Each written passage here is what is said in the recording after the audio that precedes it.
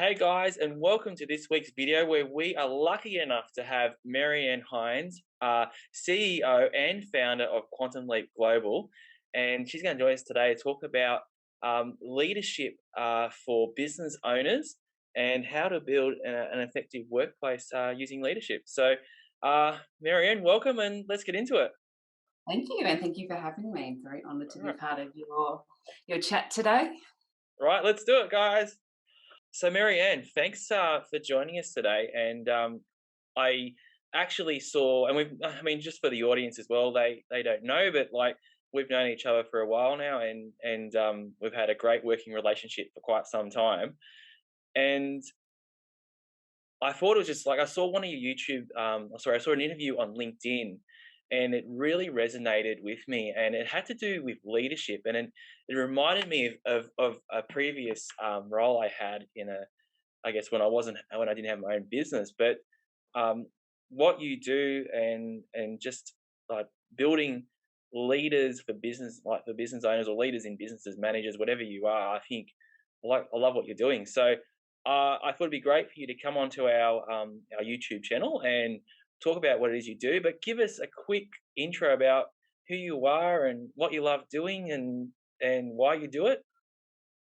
Thank you. I think you touched on it a little bit. So, Quantum Leap Global is all about human potential, and in particularly in the setting of like a business or a team. So, we really partner with leaders and business owners that really want to create, sustain high performing environments. So our passion is people. It's all about people, and we believe fundamentally that every human has the right to feel safe and to be given the opportunity to thrive and bring their whole selves to work. So some of the angles that we take on that is, first and foremost, is helping leaders and business owners build psychologically safe environments. And I think this is what you were touching on with your experience. And I think we've all had that experience where we haven't felt safe to speak up, to bring our whole selves to work. And the impact on business is substantial because you're missing out on potentially that one idea or that collaboration that is going to make or break your business or take you to the next level.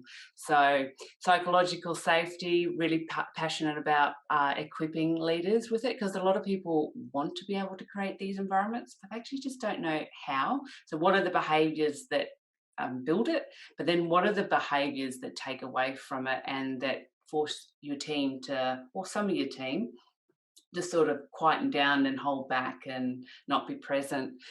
But then on the other side of that as well, we've got the financial wellness component. So that's working with businesses and if they have existing employee assistance programs. So really bringing that holistic financial behavioural component to their program. So a lot of the programs at the moment have these, you know, budgets and planning and all of the strategic things which are really fundamental, but what they often miss is and can miss is the behavioural component that actually affect the way people spend money or view money and whether that's scarcity. So again, it's about financial stress. I mean, some of the stats are pretty stark. I think like 55% of employees are suffering from financial stress, and that affects well-being. And I think there was a recent stat sent out. I think it's $1,900 per employee is the cost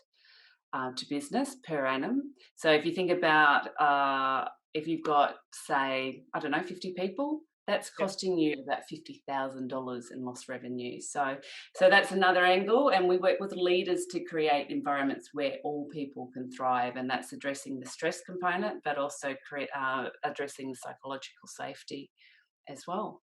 And this, I mean, this topic is so important for clients that we have out there because I mean, generally when clients come to us as their accountant, they say, well, they want to make more profit, and it's, I mean, on the surface, it's pretty simple. Well, we'll just increase your revenue and decrease your expenses, and you'll have more money. But there's so much more to it to increase that that line, that top line, that revenue line, and even like we look at creating efficiencies, and you know if there are blocks or issues there with your employees, as leaders, it's so important to ensure that you can remove those blocks and help them be the best that they can be. And I think Absolutely. definitely, and I've been in a workplace, and I touched on it before, where I don't think I was being utilized to my full potential. And, and it did have an impact on me. And that's, probably why I think that I am the leader I am today in my business, and why we've been so successful is that I've seen the failures of what has happened to me. And I'm so conscious of making sure that it doesn't happen to my employees. And I always want them to make feel like it's a warm place where, you know, where we're all equal. We all work towards the one common goal. But Absolutely, and I think you touched on a really important point. I think most of us have probably had a similar experience, unless you're one of the very lucky fews.